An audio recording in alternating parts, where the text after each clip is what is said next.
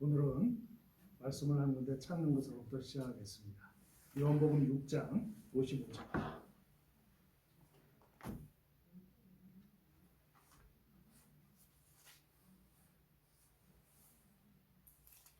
요한복음 6장 55절. 내 살은 참된 양식이요 내 피는 참된 음료로다. 예. 내 피는 참된 음료로다 그랬죠? 그 음료로다라는 그 음료를 헬라어로 프레시스라는 단어인데 그게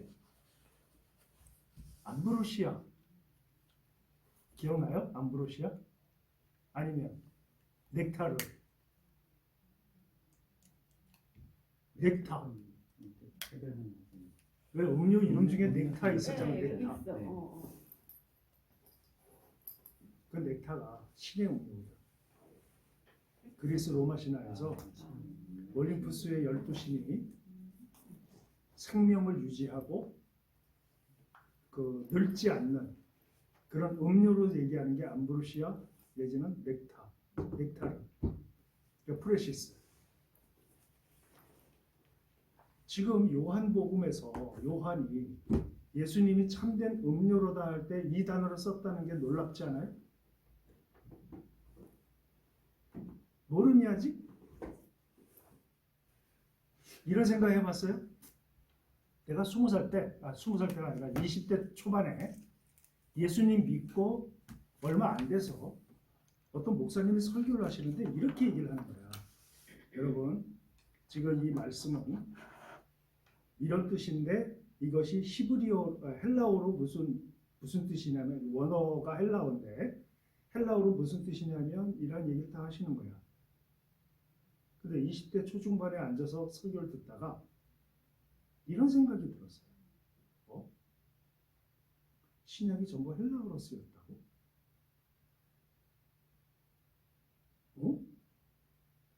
그 무식한 베드로가 헬라어를 썼다고? 이 생각이 들었어.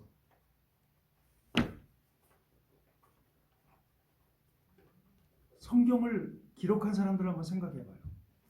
마태, 마가, 누가, 요한. 마태와 요한은 사도죠. 누가는 뭐야? 이방인, 헬라인이지. 마가는 베드로의 제자이자 예수님의 돈을 대었던 상당히 사역 자금을 댔던 엄마를 둔 사람이었어. 근데 이들이 전부 헬라어를 했어. 베드로가 헬라어를 했어. 베드로 전서를 헬라어로 썼거든. 모릅니다 아직? 지금으로 얘기하면 저기 그 강원도 고성 산골에 있는 어떤 사람이 영어로 편지를 쓴 거야. 그 생각을 하니까 야 굉장하다. 왜 그들은 헬라어를 공부했을까? 어부가 그만큼 뭔가 필요했기 때문이겠죠. 그죠? 다 헬라어로 쓰였어 신약. 너무 웃기는 게 뭔지 알아요? 헬라 이 사복음서뿐만 아니라 우리가 신약 성경에 히브리 원본이 단 한 개도 발견되지 않았어요. 무슨지 아시겠어요? 사본 거의 100%가 다 헬라어야. 근데 딱 한 군데서 무슨 얘기가 있냐면 마태복음을 마태가 히브리어로 쓴 것이 있다라는 그 문장은 발견이 됐어. 물론 사본은 발견되지 않았고. 그러면 지금 이 신약의 모든 저자들이 헬라어로 이 성경을 썼다는 얘기인데 도대체 왜? 그들이 무슨 생각을 했길래 히브리어로 쓰면 안 되나? 이방인에 대한 전도를 위해서? 벌써 이 사고가 이방인 전도에 대한 사고가 펼쳐져 있다는 얘기고 이 책은 이 서신이나 이 책들은 전 세계에 퍼져나가야 한다라는 사명감이 있었다는 얘기를 우리가 그런 생각이 있었다는 것을 얼추 짐작할 수가 있죠. 그런 생각 안 해봤어? 해봤지? 그 당시 공용어가 헬라어였나요? 공용어 헬라어와 히브리어가 같이 그 시대에 사용됐겠네요. 같은 민족 내에서는. 그렇지. 네. 그렇죠. 그러니까 이제 이 얘기를 하려는 거야. 왜 우리는 서양의 이런 것들을 자꾸 이 목사가 얘기를 하나? 철학을 얘기하고 그 시대의 로마 사람들, 전 세계를 지배했던 로마 사람들이 어떠한 정신을 가지고 어떤 철학을 가지고 어떤 종교를 가지고 살았으며 그들을 향해서 바울이 로마에 편지를 썼을 때 어떤 정신을 바탕으로 썼는가를 알아야 되기 때문에 그 얘기를 하는 거예요. 이 얘기를 하자면 BC 7세기 BC 7세기로 넘어가야 돼. 어떤 한 사람이 그 당시 7세기면은 그리스는 어떤 세상이었냐면 신화와 주술의 세상이었어. 신화와 주술의 세상. 근데 어떤 한 사람이 나와서 두 개의 에픽을 써요. 서사시를 써. 그게 뭐냐면 그럼 나와야지. 그 일리아스와 오디세이. 호메로스라는 사람이 나와서 두 개의 에픽을 써. 이 두 개의 에픽이 그러니까 서사시인데 그거를 읽은 사람들이 그때 AD 7세기, BC 7세기경에 뭘 이해하냐면 그들이 믿었던 신이 어떠한 존재라는 걸 이해하게 돼.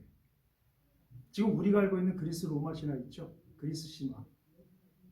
거기 보면 제우스가 뭐 여러 가지 나쁜 짓 하고 뭐 여러 가지 올림푸스의 12신들의 얘기가 거기 다 나오잖아. 그 신들의 특성을 설명한 책이 일리아스예요. 책이 아니라 그 서사시가 거기서 다 설명이 돼. 그래서 사람들이 그때부터 이 일리아스를 읽은 다음에 그 내가 믿고 있는 신에 대한 절대적인 신에 대한 관점이 어떻게 바뀌어? 우리랑 똑같네? 우리랑 똑같이 질투하고 싸우고 분노하고 판단 잘못하고 신의 개념이 어떤 개념으로?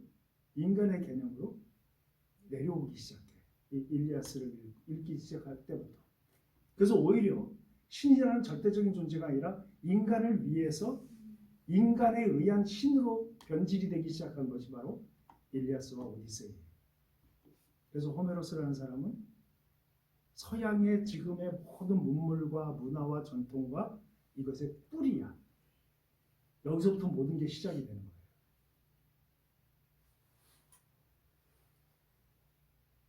욕심이 나서 일리아스를 읽어보려고 하다가 짜증이 나서 포기했어. 뭐 수준이 좀 그래. 읽다 보면. 그때 내가 처음 대했을 때.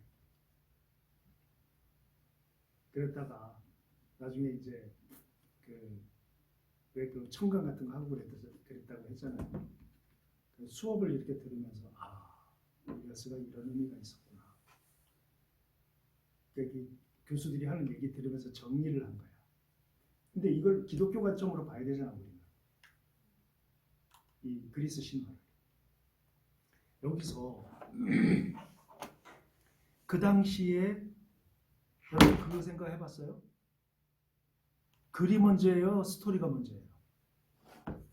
스토리가 먼저야. 그러니까 스토리가 형성되고 스토리가 이어져 내려오는 걸 사람들이 잊지 않기 위해서 만들어낸 게 글이야. 그죠? 이 당시에 이 호모레스가 그 일리아스를 썼을 때에 사람들은 글이라는 개념이 많지 않았어. 스토리로 받아들였어. 근데 이때부터 사람들이 뭐에 대한 이 중요성을 대두됐냐면 글자에 대한 개념이 대두되기 시작해요. 여러분 BC 7세기면 토레스가 나오기 2세기 전이에요. 토레스 기억나죠? 저번에 얘기했잖아. 탈레스, 토레스가 아니라 탈레스. 응? 이들은 글자에 대한 개념이 생기기 시작하고 신에 대한 그 권위가 완전히 바닥을 친 상태에서 탈레스가 세상의 만물의 근원은 물이다. 이렇게 나오기 시작을 하는 거야. 그게 왜? 신에 대한 권위가 어떻게 됐기 때문에?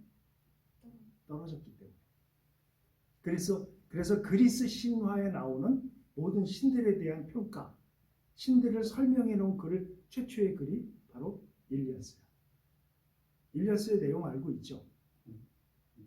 우리가 알고 있는 트로이 전쟁. 트로이 전쟁이 9년 동안 이어졌거든. 근데 일리아스는 9년 끝 언저리에 그 며칠간의 얘기를 쓴 내용이야. 거기에 그 트로이와, 그러니까 그리스와 트로이의 전쟁이란 말이야. 9년 동안 이어졌어요. 9년 동안 이어지면서 두 명의 아주 절대적인 영웅들이 나오잖아. 헥토르와 아킬레우스 두 사람. 헥토르는 트로이의 영웅이었고 아킬레우스는 그리스의 영웅이었어요. 근데 우리가 알고 있는 이 트로이 전쟁이 사람들의 전쟁이라고 착각을 하는데 그렇지 않아.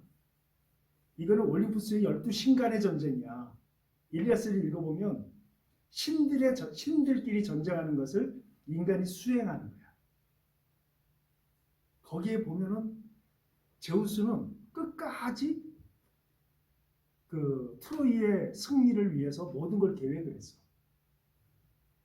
그런데 제우스의 와이프가 누구지? 헤라.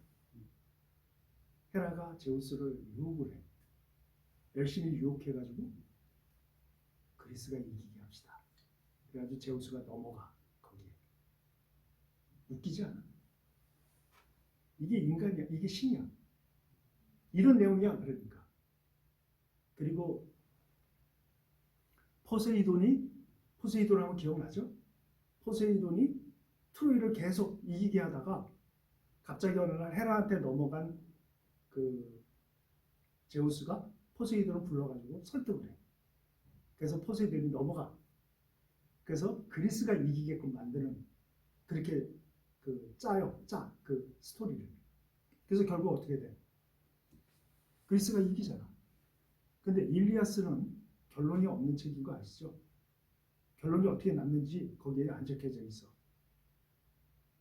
그게 24권인가 25권까지 되어 있는데 끝에 두 권이 어떤 내용이냐면 헥토르의 죽음과 장래, 그거에 대한 시야. 그래서 그 전쟁이 어떻게 됐는지 결론이 없어요. 근데 그 트로이라는 영화 보면은 아킬레스의 화살 맞아가지고 죽는 걸로 나오잖아. 그건 후대 사람들이 만들어낸 얘기고 원래 일리아스에는 그 내용이 없어. 다만 그 전쟁을 누가 이겼는지도 없어. 근데 오디세이아를 읽어보면 그 조금의 그 대화들 속에 편민들 속에서 얻을 수 있는 게 그리스가 이겼구나. 그걸 알 수 있을 뿐이야.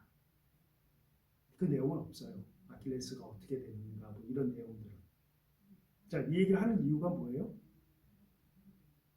신이라고 하는 존재와 인간이라는 존재가 신이 낙후됐기 때문에 인간이 부각되기 시작하는 그 정체가 서서히 그리스에서 만들어지고 있었다는 거예요.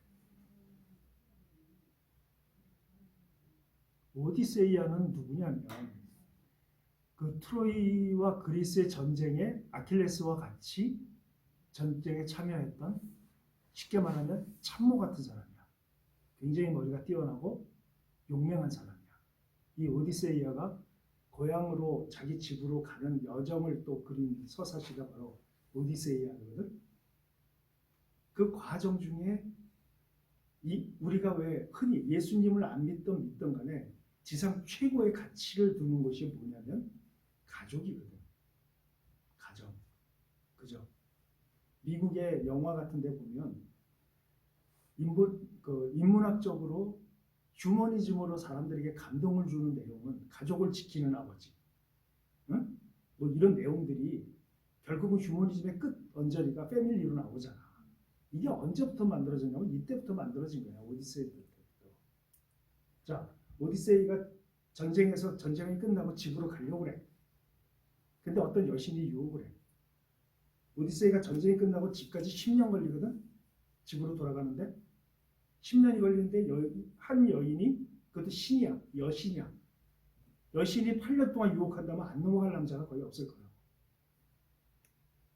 그 여정 가운데 안 넘어가고 그 했던 얘기들이 뭐냐면 인간에게 가장 중요한 게 두 가지가 있는데 첫째 아버지의 품이다. 둘째 나를 만들어준 고향이고 그러니까 아버지의 품이며 나의 정서를 이해하는 내 가족이다. 그리고 나를 만들어준 모든 것을 만들어준 고향의 가치가 나의 인간에게 최고의 가치다. 이게 오디세이의 결론이거든 어찌 보면. 그래서 끝까지 이 두 가지를 지키기 위해서 고향으로 가. 이 사람은. 그러니까 이 맥락이 그런 맥락으로 이어져 오는데 이것이 서양의 정신의 뭐가 돼? 뿌리가 돼. 이거를 바탕으로 해서 철학이 시작이 되고 하는데 물론 저기 그 소크라테스하고 플라톤 같은 경우는 막 욕해. 이게 무슨 이런 잡스러운 글이 어딨냐고. 신을 이렇게 모독하냐고. 욕하지만 받아들여. 왜 이 책이 중요하냐면 그 암흑기 있죠. 말라기와 마태복음 사이. 신구약 중간이라고 하잖아. 왜? 그 말라기 기간 동안에 아주 걸출한 인물이 하나 나와요. 그러니까 하나님께서 예수 그리스도가 오실 때 이 세상을 어떻게 준비하셨는가. 이건 내 해석인데 알렉산더를 준비하셨다. 왜 우리 그 얘기 있죠. 예수님이 오시기 전에 광야에 외치는 자의 소리가 있어서 산들이 평평해지고 기억나죠? 이사야서의 예언을 했던 그것을 외쳤던 사람이 누구예요? 성경에 나오는 세례 요한이잖아. 어? 하지만 전 세계를 예수 그리스도의 품 안에 집어넣기 위한 사전 작업으로 문화와 전통을 만들어내도록 쓰임을 받은 사람이 나는 알렉산더라고 생각합니다. 그래서 이게 중요하다는 거야, 이 책이. 왜 중요하냐? 알렉산더가 이제 그 아버지가 굉장히 그 필리푸스라는 사람인데 굉장히 거의 전쟁의 신이야. 나갔다 하면 이겨. 그래서 이 어린 알렉산더가 그렇게 생각한 적이 있다고 그래. 어이씨 아버지가 다 점령하면 내가 점령할 나라 없어지는 거 아니야? 이럴 정도로 전쟁을 잘했다고 해. 근데 아버지가 죽고 알렉산더가 왕이 됐단 말이에요. 되고 아버지가 아들을 봤을 때 너무나 훌륭해. 자기 아들이지만. 그러면서 뭐예요? 질투도 해. 이놈이 중간에 왕위를 찬탈하면 어떡하지? 너무나 잘나가지고.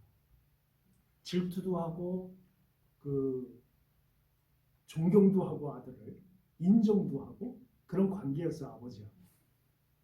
근데 아버지가 죽었단 말이에요. 왕위를 이어받았어 알렉산더가. 이어받고 그때 그 알렉산더를 이 사람이 필리푸스가 인정을 하고 위대한 스승을 붙여줘야 되겠다 해가지고 붙여준 사람이 아리스토텔레스. 이 아리스토텔레스 할 때 내 아들의 가정교사가 되어 주십시오 그랬을 때 아리스토텔레스가 거절했다고 해요. 그러니까 웬만큼 돈 가지고는 안 되는 사람이라는 것을 알고 아예 고향을 신도시로 바꿔버려. 아리스토텔레스의 고향을. 왜 그런 거 있잖아. 왜 우리 마을에 도로를 아스팔트를 깔아줬다 이런 거 있잖아. 고향에다가 뭐 대학 세워주고 뭐 병원 세워주고 다 해. 그 돈이 많으니까 그 아리스토텔레스를 감동을 해가지고 알렉산더를 개인 교사가 되기 시작을 해요. 근데 전투에 나가기 전에 이 아리스토텔레스가 책을 한 권 줘요. 이거를 완전히 외워서 씹어 먹어라 할 정도로 책을 한 권 주는데 그게 호메로스의 일리아스야. 그렇죠. 근데 이 알렉산더가 이제 전쟁을 시작해가지고 여러분 아실 거예요. 어디를 먹었어? 아프리카 전체를 먹었죠. 그리고 이집트를 먹었죠. 그리고 지금의 중동 지역, 그 당시에 중동 지역을 점령하고 전체를 다 지배했던 그 제국이 페르시아 제국이야. 그리고 페르시아 제국 옆에 인도까지 싹쓸이 해버렸어 알렉산더가. 그러면 각 나라에 들어가서 소소한 전투부터 큰 전쟁까지 하면서 그 나라를 점령을 하잖아. 근데 이 알렉산더가 얼마나 그 뛰어난 사람이었냐면 전쟁에 나가기 전에 전쟁 나가면 누구랑 같이 나가요? 보통. 전부 응? 지략가? 그러니까 이제 장군들, 응? 그다음에 전술에 능한 사람들 이런 사람들하고 나가잖아 전쟁은. 근데 누구랑 같이 나갔냐면 물론 그런 사람들과 더불어 각 분야의 전문가들, 교수들, 의학 전문가, 건축 전문가, 언어 전문가 이런 사람들을 다 대동하고 전투에 나갔어. 점령을 하잖아요 어떤 도시를. 그러면 거기다 제일 먼저 뭐부터 했느냐? 신전을 세웠어.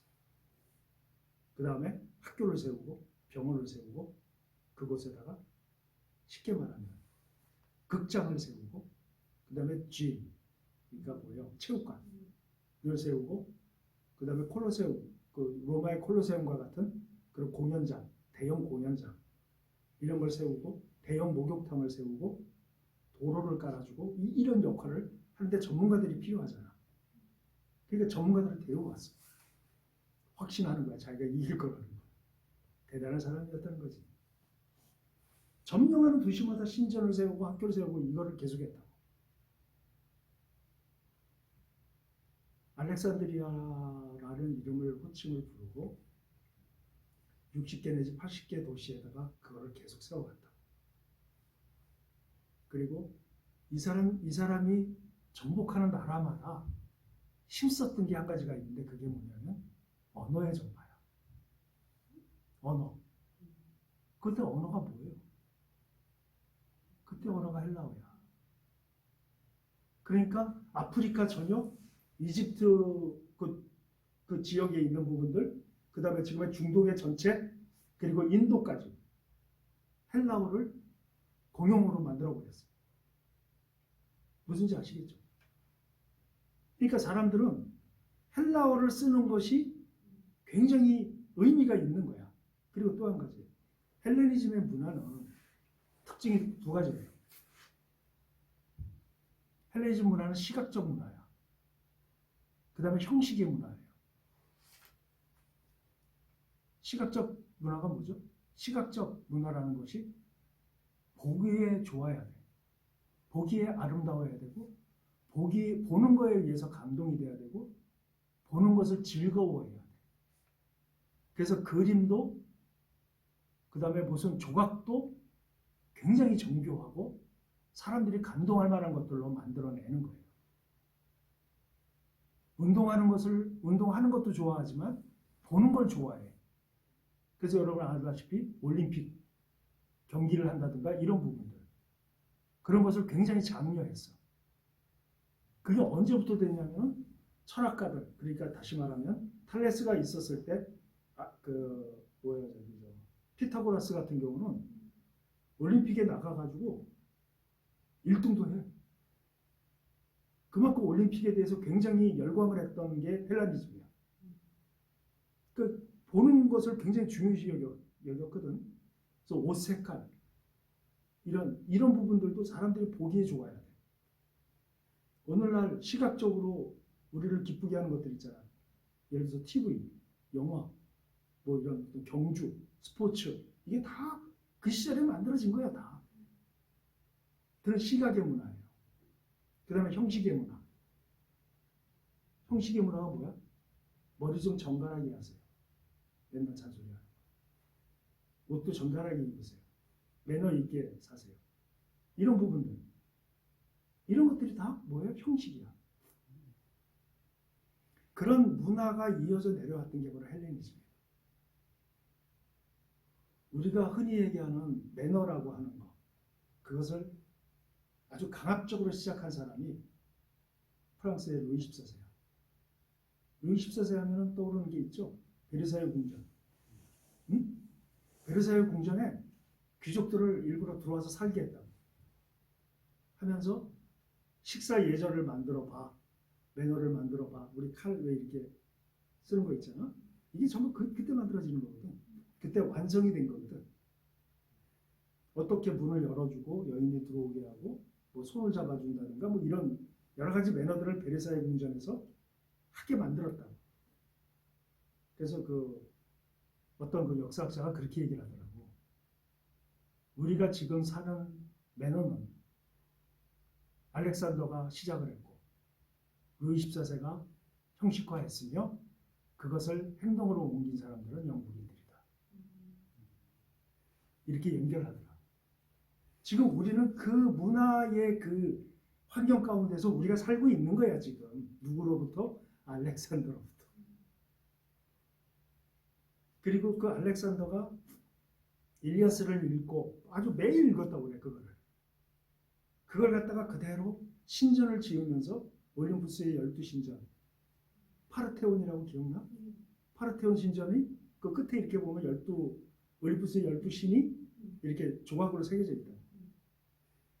그걸 로마가 이제 이거 조금 이따 얘기할 거지만 로마가 각 도시마다 판테온이라고 하는 건물을 지어 철근 없는 그 시멘트로만 이루어져 있는데 2000년 동안 이어져 내려오는 건물 건축가한테 좀 그건 물어보고 싶어. 어떤 건물이 있는데 그게 지금까지 이어져 내려오냐. 어디 가나 신전을 졌고 그 신전은 재밌는 게 뭐냐면 이 신전은 뭐 누구의 신전, 저 신전은 뭘 감당한 신전마다 기능이 달라. 그래서 그 자기에게 필요한 사람이 필요한 신에게 가서 그걸 한단 말이야. 빈단 말이야. 그 신전마다 그런 특징이 달라. 이렇게 해서 알렉산더가 일리아스를 읽으면서 거기에 나오는 신들 이런 부분들을 알렉산드리아 도시에다 다 그걸 펼쳐놓고 언어는 헬라어로 다 공용으로 만들어 놓고 그렇게 다 시작을 했단 말이야. 기가 막히는데 하나님께서 알렉산더를 준비시키셨다라고 내가 확신을 했던 이유 중에 하나가 뭐냐면 알렉산더가 죽고 4명의 장군으로부터 전 세계를 4명의 분할 통치를 하기 시작을 해. 그게 다시 2개로 나뉘어져요. 2개로 나뉘어지는데 그 중에 한 명이 이쪽, 그러니까 이집트와 이스라엘, 팔레스타인 이쪽 지역, 아프리카까지 이쪽을 감당한 사람이 하나 있었고 이쪽은 이제 인도, 페르시아 이쪽을 또 감당한 사람이 하나 있었고 근데 이쪽에 감당했던 그 후계자 중에 한 명이 이집트의 외지인 파라오가 돼 최초로. 파라오 알죠? 파라오는 이집트의 황제잖아. 그런데 외지인으로서 처음에 이집트인이 아닌 사람이 파라오가 돼. 그게 바로 알렉산더의 후계자야. 그 사람이 된 다음에 400년이 흐른 후에 어떤 일을 하기 시작하냐면 알렉산드리아 도서관이라는 걸 이집트에 만들어요. 그 사람이. 알렉산더의 정신을 계승한다 해가지고. 그래서 전 세계의 모든 책을 여기에 다 집어넣어라. 명령을 내려.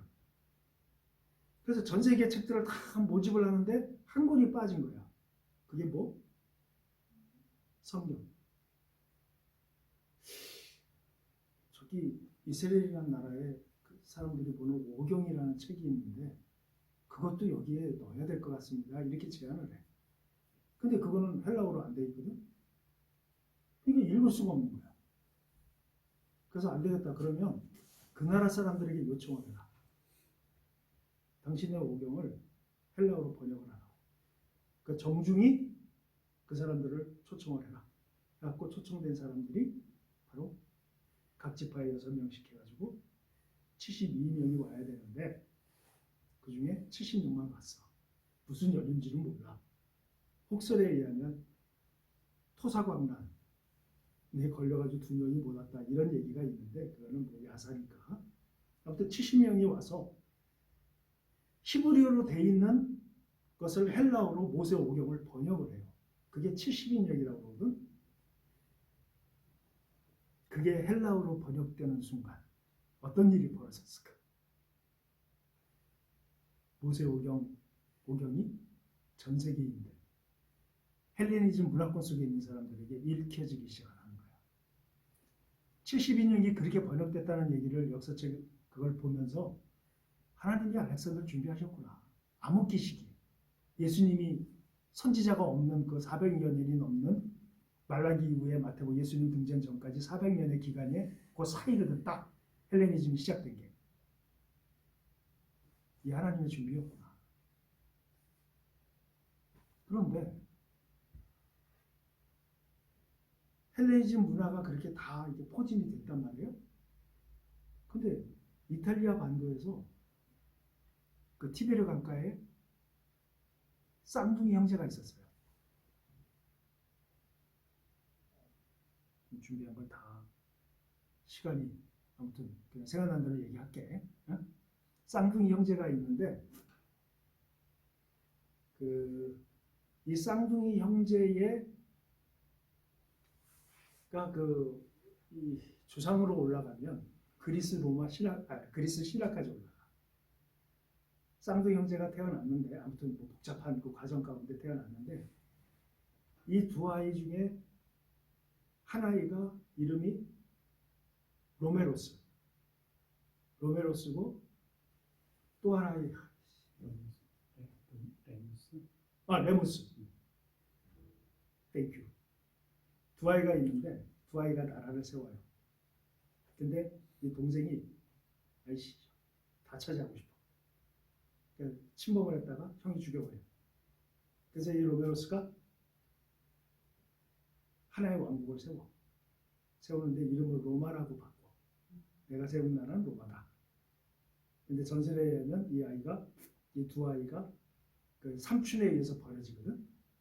버려져갖고 그 바구니에 담겨서 강에다 버렸는데 그거 강에서 흘러나와서 있는 두 아이가 우는 거를 늑대가 보고 젖을 먹여. 그 늑대의 후예야. 아무튼 그런 전설이 있어요. 이 두 아이에게. 그래서 하나이는 죽고 로메로스가 로마라는 이름을 세우고 나라를 세우고 그때부터 전쟁을 시작을 해요. 신화 그러면 신화가 주는 특징이 뭐가 있죠? 내가 얘기했나? 신화 그럼 뭘 할 수 있어요? 그 신화를 보면 그 나라에 얘기 안 했나? 모르는 거 보니까 얘기 안 한 모양이야. 했는데 기억이 잘 안 나. 아 그래? 우리가 그 나라의 신화를 보면 첫 번째 알 수 있는 건 그 나라의 종교적인 특색을 알 수 있죠. 두 번째는 그 나라의 세계관을 알 수가 있어. 신화를 보면. 그럼 우리나라 신화 보면 우리가 뭘 할 수 있을까? 종교적인 특색을.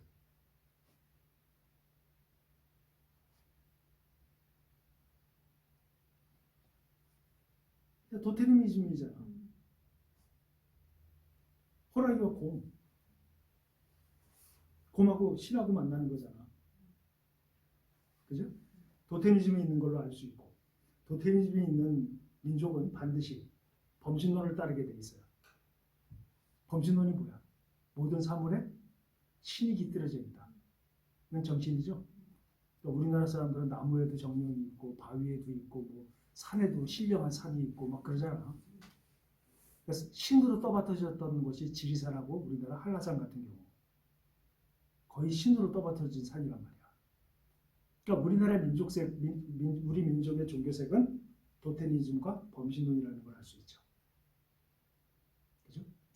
그리고 우리나라의 세계관은 뭐였어요 그때? 신화에 의해서 주장된 게 홍익인간. 널리 세상을 이롭게 한다.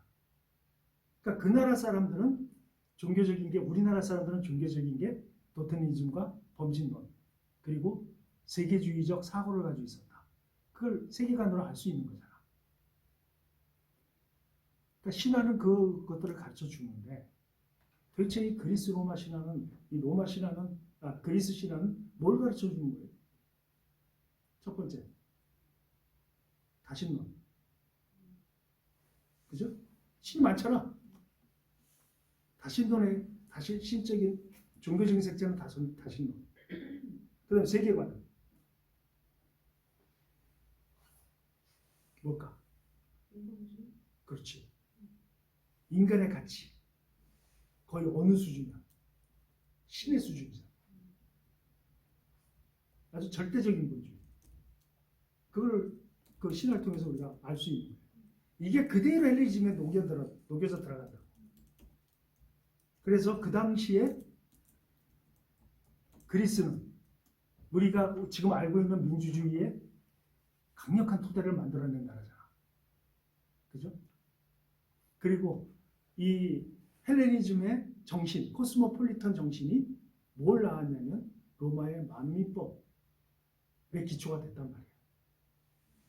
그럼 이 로마라는 나라는 어떤 나라냐? 아까 얘기한 대로 이 로메로스에 의해서 나라가 만들어진 다음에 거의 700년 동안 뭐 했냐면 두 가지를 했어요. 전쟁. 1차, 2차, 3차 포에니 전쟁. 기억나죠?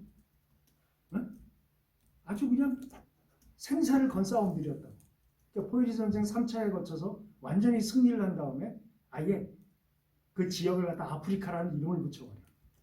그러니까 지금의 아프리카가 된 거거든.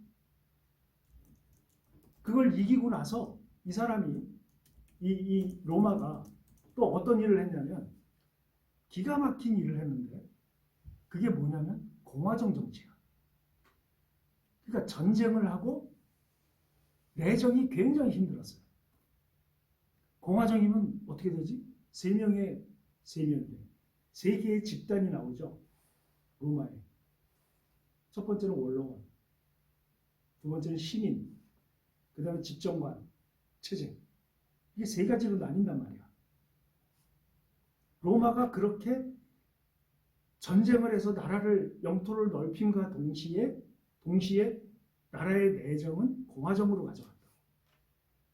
그러니까 우리가 흔히 보는 왕정 정치가 아니라 공화정 정치는 뭐야?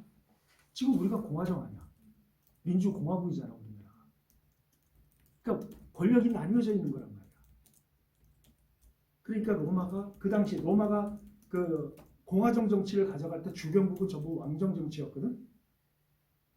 그러니까 왕정 정치가 주는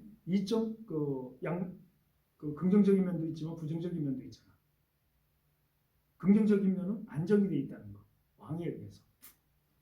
근데 부정적인 거는 호전적인 왕이 아닌 이상 나라를 넓히고 막 점령해 가고 이런 부분들이 없잖아. 근데 이 공화정이 되다 보니까 항상 시민 계급과 귀족 계급과 맨날 싸워. 그리고 정치하는 사람들도 껴가지고 또 맨날 싸워. 그러니까 내정이 불안하면 항상 불안을 어디로 돌려요? 밖으로 돌려요. 그러니까 전쟁이 끊임이 없었어. 그렇게 거의 700년을 보내. 그러니까 뭐가 안정이야? 안정이 돼야 무슨 종교든 철학이든 이런 게 만들어질 거 아니야. 안정이 돼야. 근데 안정이 안 돼 있기 때문에 거기에는 문화와 무슨 역사와 이런 게 쌓이는 게 로마는 굉장히 부족한 민족이었어요.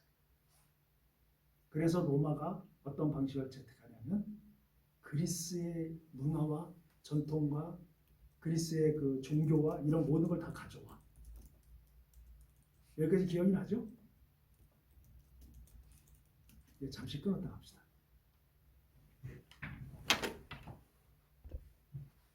로마가 그리스의 모든 걸 다 가져와요.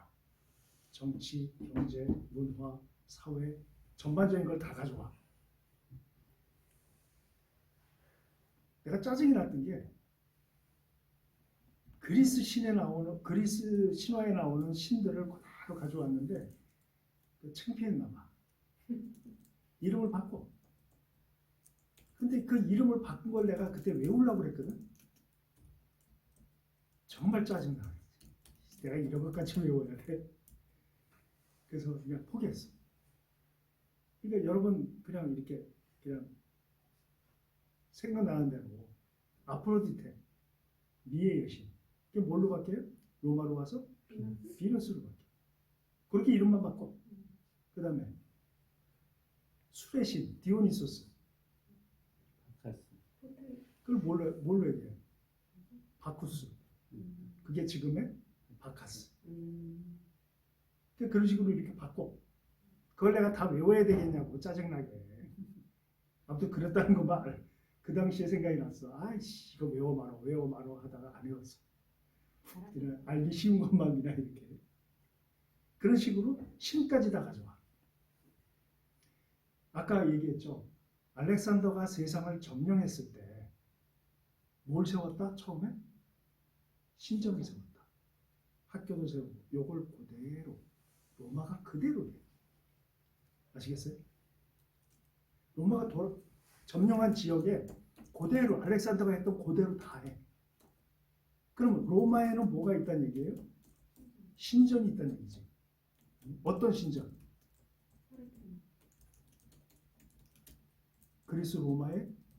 그리스의 신전들이 고스란히 로마로 다 유입이 됐단 말이에요.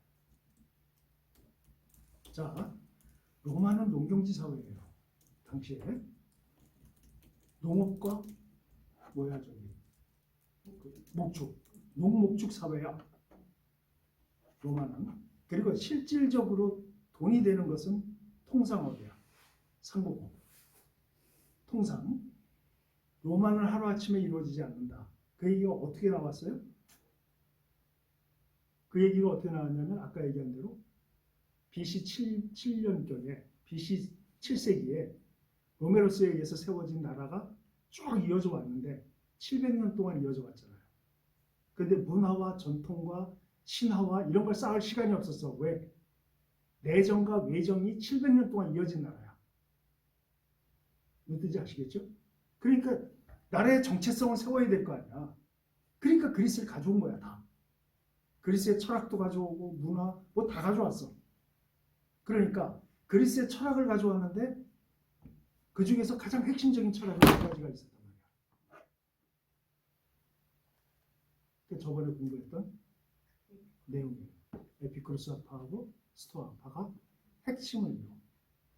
그게 가장 근접한 인간의 휴머니즘을 만드는 데 있어서 가장 근접한 것이고 사람들이 쉽게 받아들일 수 있는 그래 양심도 건드리면서 자기의 그 생각을 조절할 수 있는 그 철학의 궤도를 찾았을 때 찾은 게 바로 에피쿠로스하고 스토아야.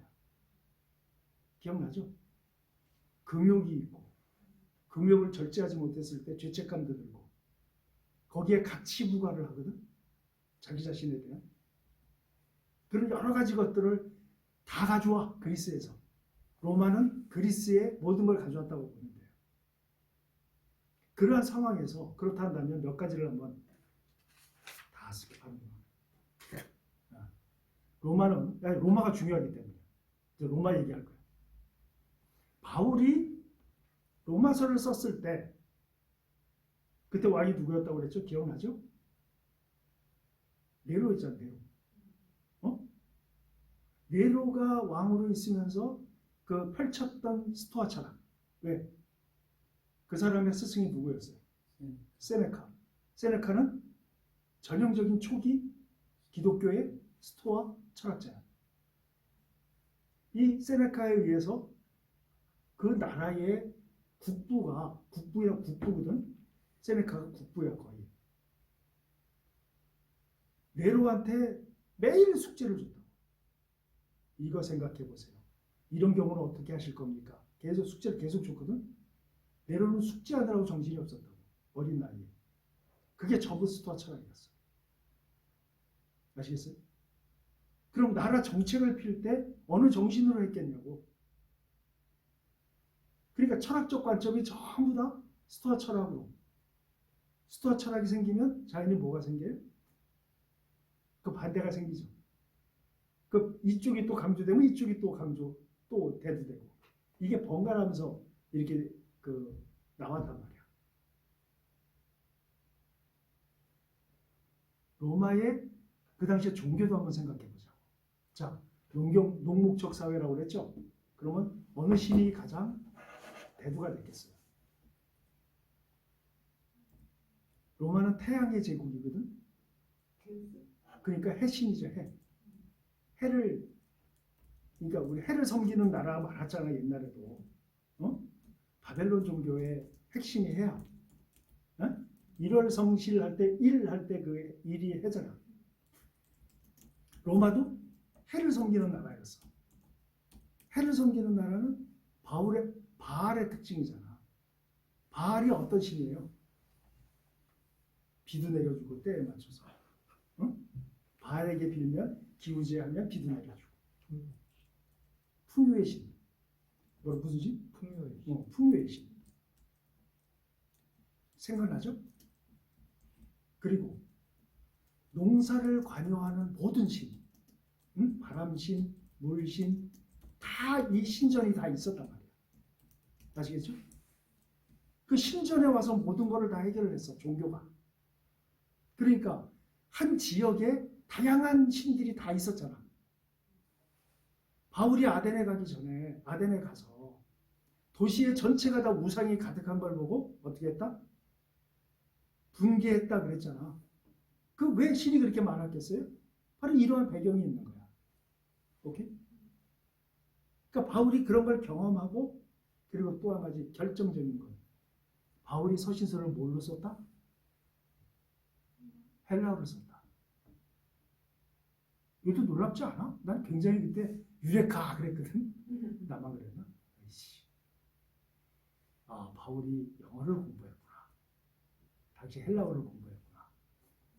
베드로 참 헬라어 공부할 때 힘들었겠다. 왜 이게 중요하냐면 그 당시에는 필기구가 지금처럼 볼펜 이런 게 아니었어요. 왜?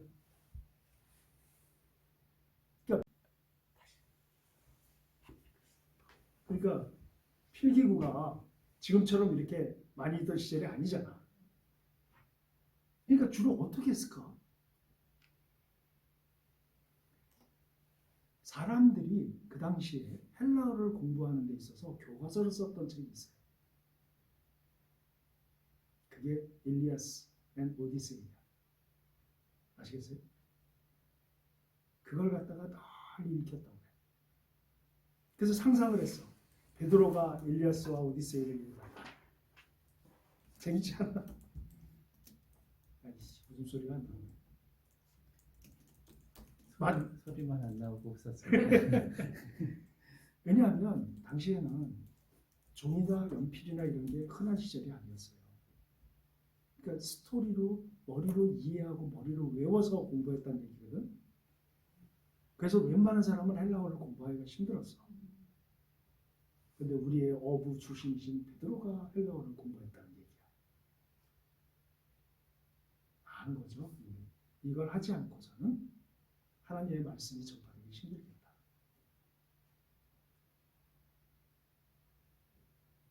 AD 90년에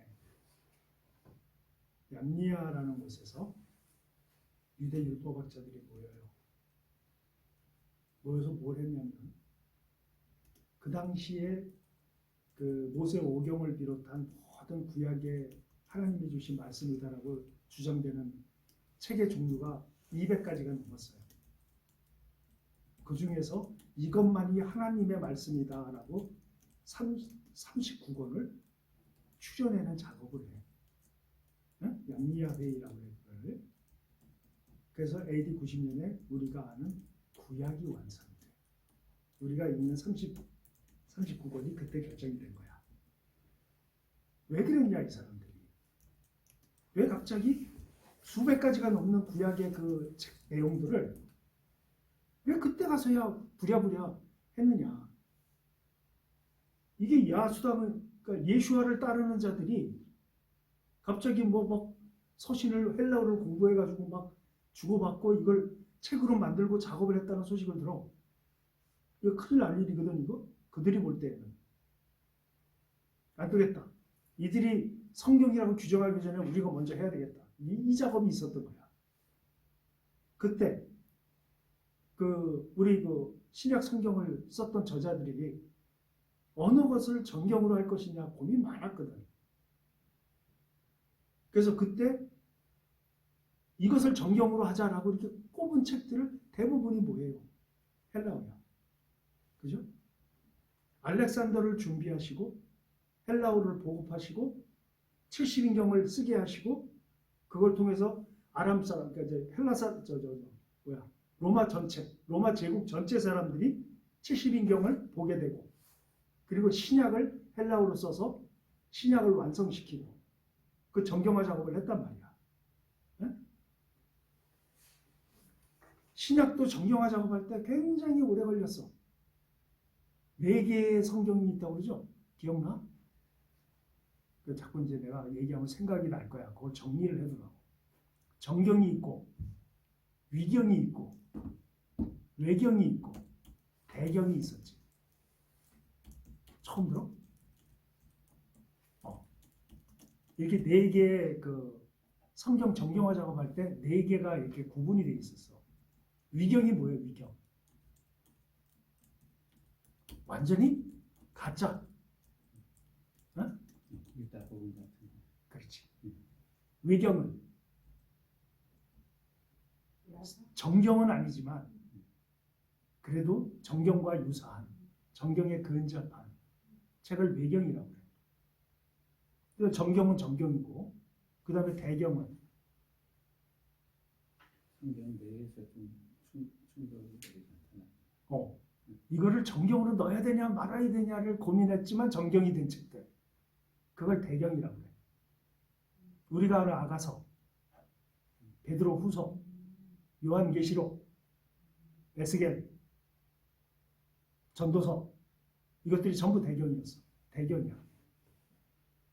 이것들은 정경으로 들어올 수 없는 책이다. 막 고집을 피우고 막 토론하고 이래가지고 에스더서까지. 에스더서에서는 야훼라는 이름이 한 번도 안 나온다.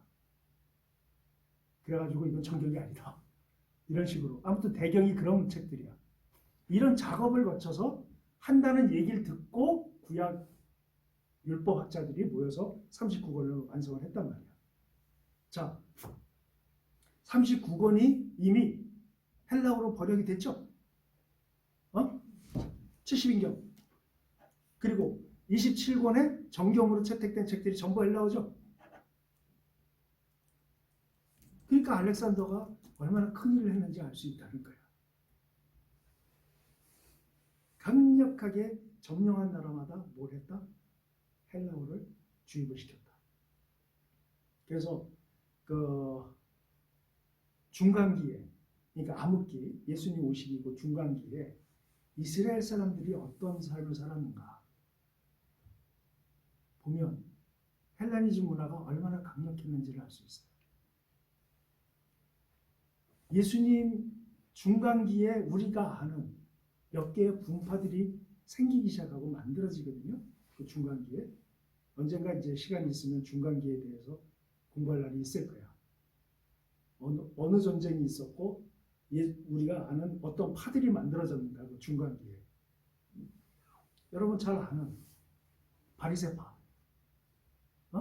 사두개파, 그다음 SN파, SNF파라고 하기도 하는데 이게 다 중간기 때 만들어진 파들이란 말이야. 예수님 당시에 함께 예수님과 같이 투쟁을 했던 자들이 다 그때 만들어진 파들이란 말이야. 그런데 거기에 이스라엘의 사회 지도층이라는 사람들의 의복이 전부 헬레니즘이야. 품격 있는, 격이 있는. 이 양면이 있는 것처럼 왜 그 헬레니즘 문화가 두 가지라고 그랬죠? 시각과 형식, 형태. 여러분 이 형태가 이제 이거는 그 헬레니즘을 통해서 하나님이 준비를 하셨지만 또 이 나쁜 영향을 주는 것 중에 하나가 이 형식이야. 예를 들어서 이런 거예요. 품격, 품위. 딱 보니까 사람이 격이 좀 달라. 이런 내용들. 다시 말하면 하나님의 시각과 하나님의 가치로 사람을 보는 게 아니라 여기에 어떤 기준이 또 하나 만들어져. 아시겠어요? 무슨 소리인지? 이것에 의해서 그 사람을 분별을 해. 그러다 보니까 우리 기독교인들이 사랑하기가 너무 힘들어졌어. 그 어떤 그 또 다른 어떤 기준, 하나님의 시각이 아닌 또 다른 기준, 그것들이 언제 형성됐냐면 바로 이 헬레니즘 문화에서 형성된 거예요. 설명이 됐어요? 그래서 아까 매너라는 얘기를 했잖아. 우리는 사람을 분별을 할 때 애가 참 격이 떨어져. 이런 부분도 있지만 또 어떤 게 있어요? 학벌이 조금 떨어져 애가. 이것도 뭐예요?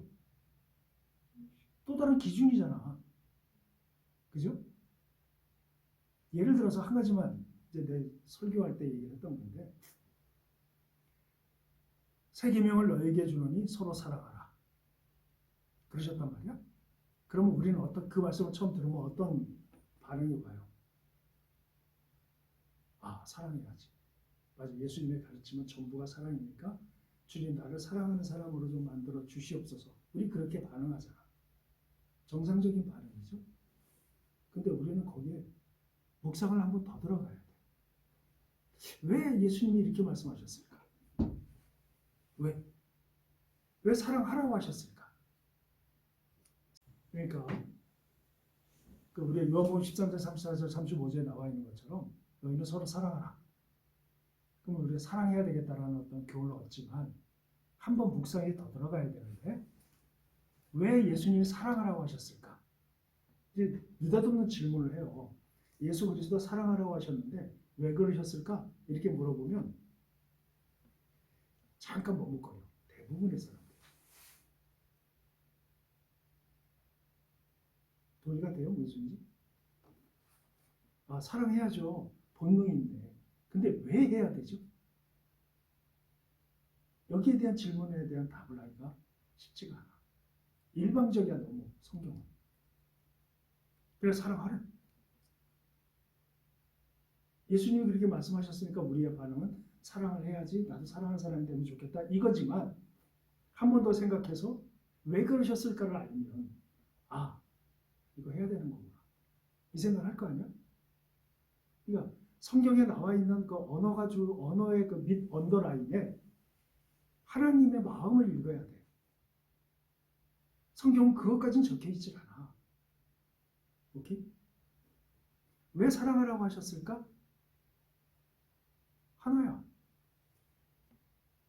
하나님이 사랑이시기 때문에 사랑하는 존재로 만드셨기 때문에 우리는 사랑을 해야 되는 거야. 사랑하지 않으면 우린 죽어. 사랑받지 못하면 우린 죽어.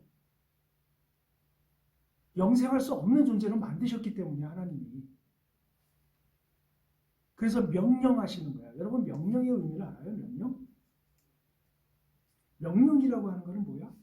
반드시 이루어져야 되기 때문에 명령하는 거죠.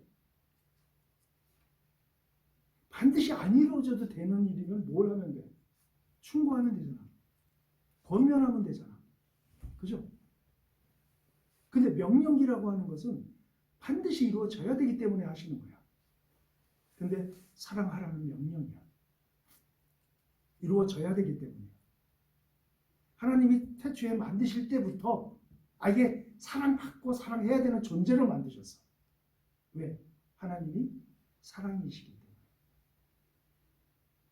그래서 일방적으로 하나님이 명령하시는 거야. 사랑해라. 토달지 말고 사랑해라. 우리는 사랑이 최고의 가치라는 걸 알아. 근데 너무 어려워 사랑하기가. 그래서 사랑에 대해서 많은 얘기를 하지만 실천이 안 되는 게 중에 하나가 이 사랑이에요.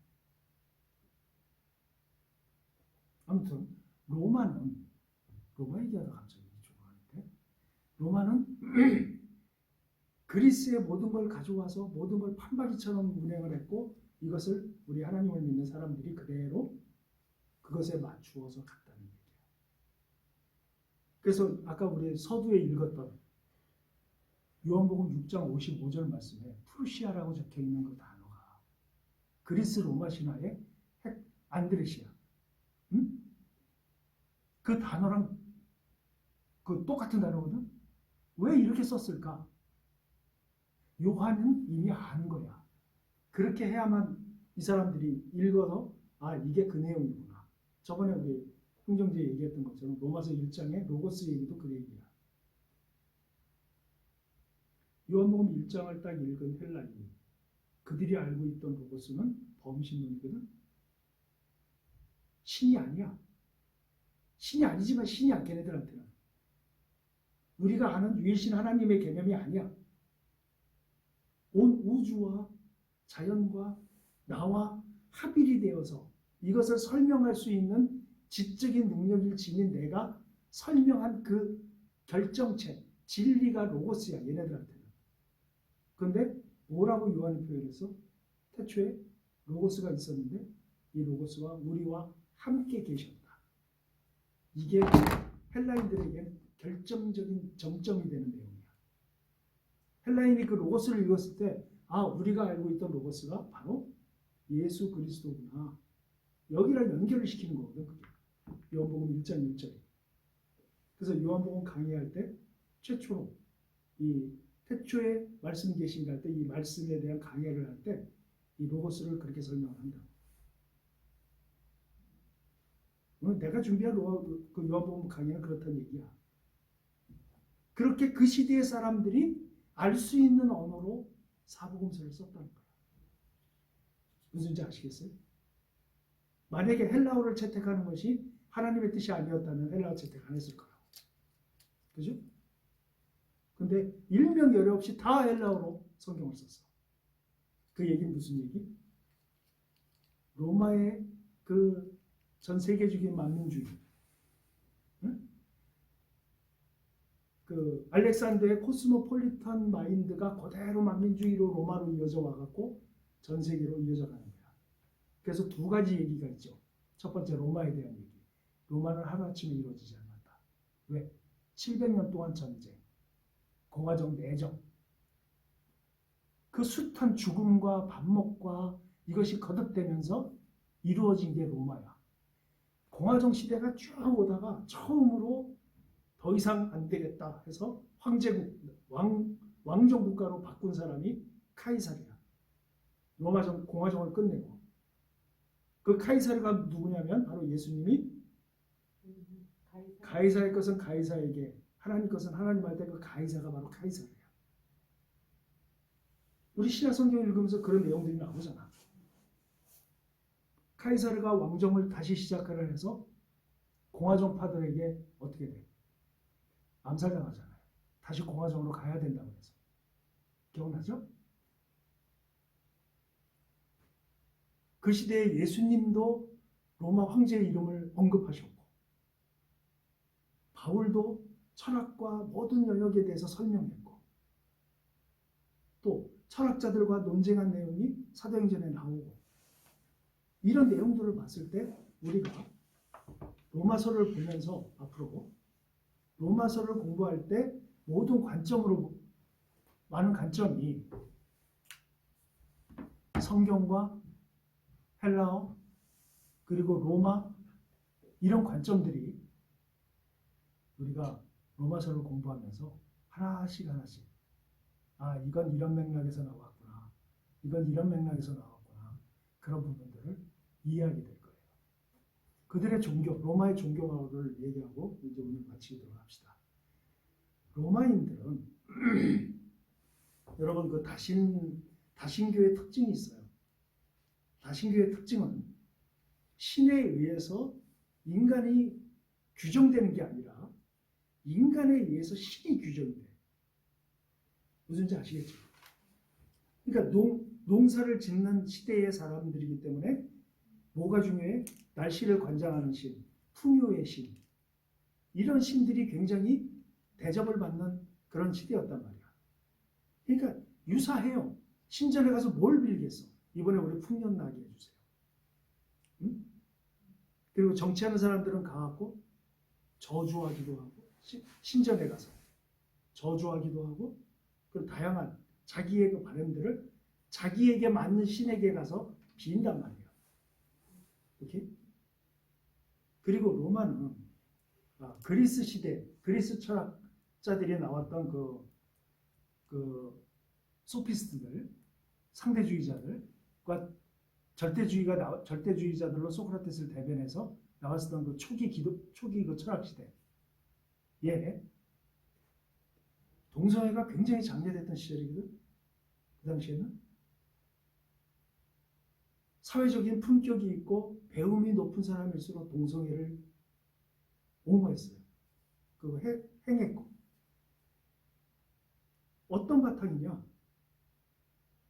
저급한 여자와 관계를 맺는 것보다 높은 수준의 철학을 할 수 있는 남자들끼리 그런 관계를 갖는 것을 굉장히 선호했다. 무슨지 아시겠죠? 이게 그대로 로마로 와요. 로마도 굉장히 동성애가 심했어요. 여러분 아는 소크라테스. 전형적인 동성애잖아요. 그러니까 그런 관점들이 로마로 오면서 성적인 부분들까지 연결이 돼. 그러다가 이 동성애가 정말 얼마나 편협하고 나쁜 거고 그런 것인가를 언제부터 이게 꺾이기 시작하냐면 여러분 문화가 꺾인다는 건 굉장히 어려운 일이에요. 문화로 이어져 왔던 거를 그걸 이게 꺾어서 잘못된 거라고 인식된다는 거는 웬만한 계기를 가지고는 이게 변형되질 않아. 그게 바로 기독교의 국교화예요. 기독교가 로마의 뭐가 돼?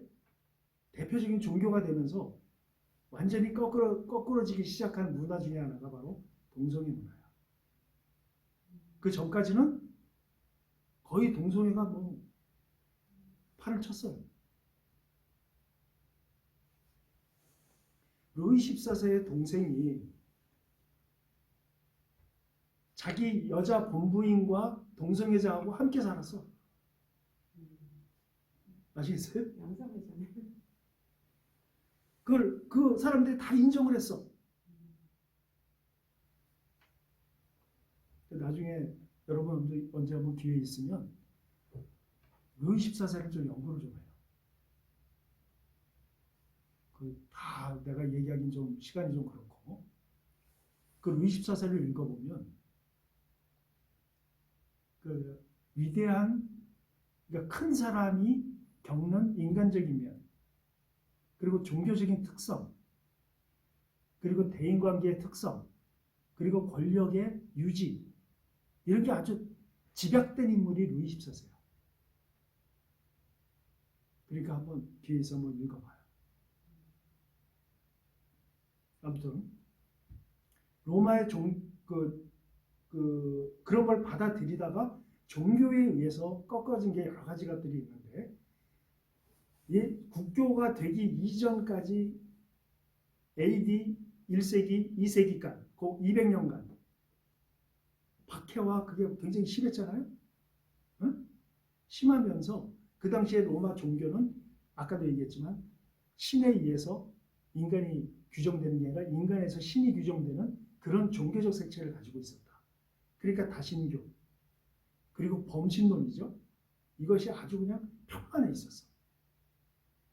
여기에 유일신이 들어간다고 하는 것은 정말 어려운 일이거든. 그리고 두 번째 한 가지만 더 얘기합시다.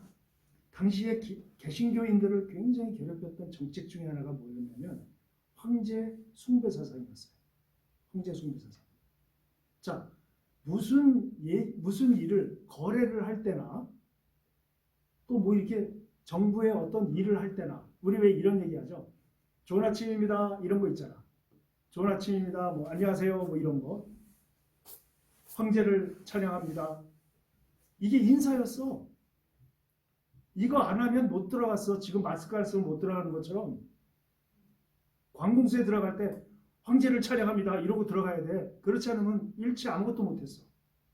근데 우리 기독교인들이 이거 할 수 있냐고. 못했거든? 근데 개인적으로 생각을 해봤어. 이 황제들 웃긴다. 지네들은 지네들로 알 거 아니야. 한계를. 자기가 신의 아들이야. 자기가 신이야. 이게 웃기는 인간들이네. 찔리지 않았을까? 이렇게 생각했거든. 그런데 그리스 신화를 읽고 나서는 아 이게 가능했겠다 라는 생각이 들었어요. 왠지 아세요? 여러분 우리가 아는 쉽게 이렇게 들어서 알 수 있는 영웅 중에 하나가 헤라클레스. 이 사람은 제우스의 아들이거든. 그러니까 영웅이야. 그러니까 자기가 제우스의 아들인 걸 알아. 그래서 인간 세상에서 영웅이야. 황제가 나는 인간 세상에서 황제야. 그럼 나는 제우스가 내 왕일 수 있겠다. 이거 쉽게 할 수 있겠다라는 생각이 들었어. 아킬레스 같은 경우, 이 사람도 자기를 제우스의 아들이라고 생각을 했어요. 이해가 되세요? 영웅들은 다 그렇게 받아들였단 말이야. 그러니까 황제들도 그렇게 얘기할 수 있었겠다라는 생각이 드는 거야. 그래서 그 당시에 그리스도인들이 이 사상 때문에 굉장히 힘들었단 말이야. 이 황제 숭배 사상 때문에. 또 더 웃기는 건 네로가 죽기 전에 네로를 이제 찾아서 죽이려는 사람들이 다가올 때 네로가 외친 얘기가 유명한 얘기가 있어. 누구 없느냐? 신의 아들인 네로를 보호할 자가 없느냐? 이해가 되세요? 지 어머니를 죽이고 그 도시가 불탄 거를 크리스찬들에게 옮겨서 수많은 사람을 그 정말 처참하게 죽인 그 인간 살육자 네로가 신의 아들이 나를 보호할 자가 없단 말이냐. 그 재밌잖아. 그런 내용들이. 그러니까 그럴 수 있었겠다. 얼마든지. 그리스 신화를 그대로 가져와서 복잡한 거 그냥 만들어 버렸으니까. 그래서 앞으로 우리가 로마서 강의를 공부하면서 지금까지 얘기한 내용들이 충분했는지 모르겠는데 배경 설명으로 그걸 염두에 두고 하나씩 이제 그 로마서를 쭉 따라가다 보면 조금 이해가 좀 편할 수 있을 거라는 생각이 들어요. 네, 오늘 여기서 마치겠습니다.